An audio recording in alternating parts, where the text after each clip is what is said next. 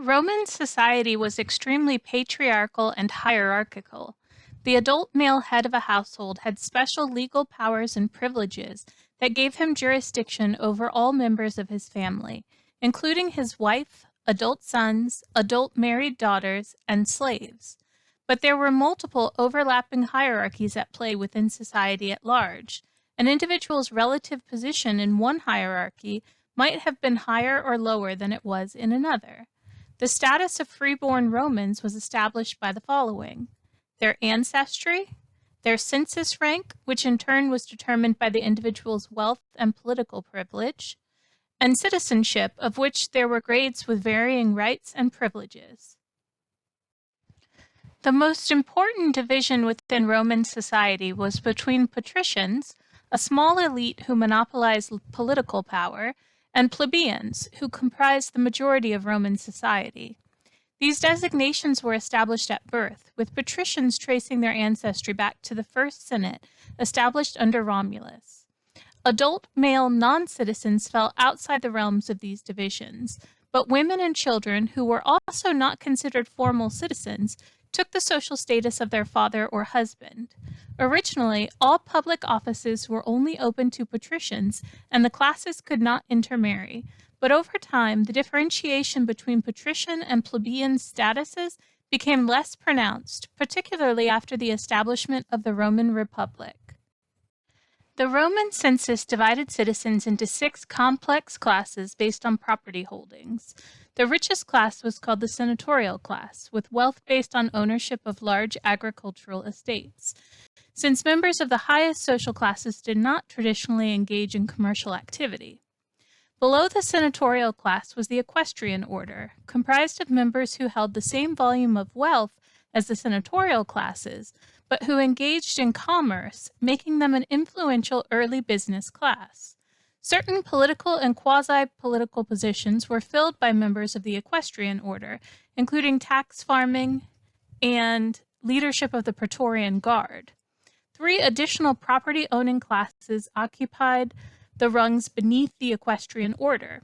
Finally, the proletari occupied the bottom rung with the lowest property values in the kingdom. Citizenship in ancient Rome afforded political and legal privileges to free individuals with respect to laws, property, and governance. Most adult, freeborn men within the city limits of Rome held Roman citizenship. Men who lived in towns outside of Rome might also hold citizenship, but some lacked the right to vote. Freeborn foreign subjects during this period were known as peregrini, and special laws existed to govern their conduct and disputes, though they were not considered Roman citizens during the Roman kingdom period. Freeborn women in ancient Rome were considered citizens, but they could not vote or hold political office. The status of woman's citizenship affected the citizenship of her offspring. For example, in a type of Roman marriage called connubium, both spouses must be citizens in order to marry. Additionally, the phrase ex duobus civibus Romanus natos, translated to mean children born of 2 Roman citizens, reinforces the importance of both parents' legal status in determining that of their offspring. Classes of non-citizens existed and held different legal rights. Under Roman law, slaves were considered property and held no rights. However, certain laws did regulate the institution of slavery and extended protections to slaves that were not granted to other forms of property. Slaves who had been manumitted became freedmen and enjoyed largely the same rights and protections as freeborn citizens. Many slaves descended from debtors or prisoners of war, especially women and children who were captured during foreign military campaigns and sieges. Ironically, many slaves originated from Rome's conquest of Greece, and yet Greek culture was considered in some respects by the Romans to be superior to their own.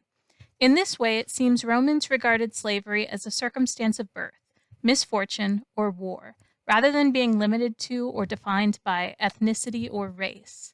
Because it was defined mainly in terms of a lack of legal rights and status, it was also not considered a permanent or inescapable position.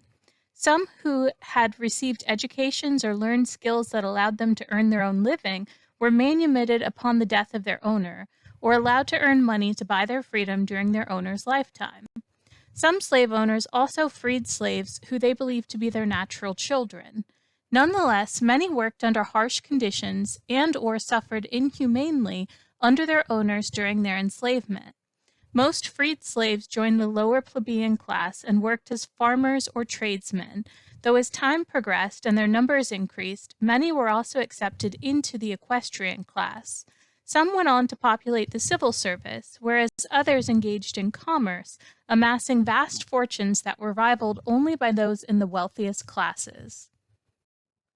The story of Rome's founding is a rich blend of myth, legend, and historical development, reflecting both the ambitions of the Roman people and the realities of their early society.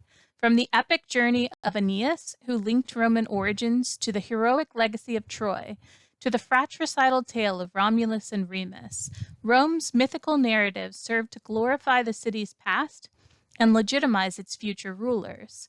These stories not only provided Romans with a shared cultural identity, but also reinforced core values such as duty, sacrifice, and the supremacy of Rome's destiny.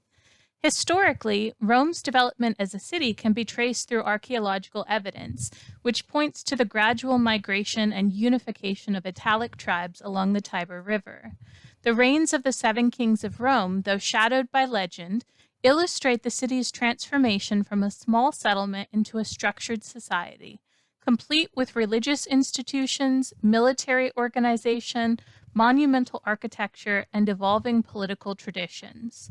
The eventual expulsion of the monarchy and birth of the Republic in 509 BCE marked a turning point that would shape Rome's political legacy for centuries. Rome's early society was deeply hierarchical and patriarchal, with layers of social distinction based on ancestry, wealth, and citizenship. Yet even within these strict divisions, the foundations were laid for a civic structure that would adapt and expand as Rome grew from city-state into a vast empire. In understanding Rome's mythical and historical beginnings, we gain insight not only into how Romans viewed themselves, but also into how they built a civilization that would endure for over 1,000 years.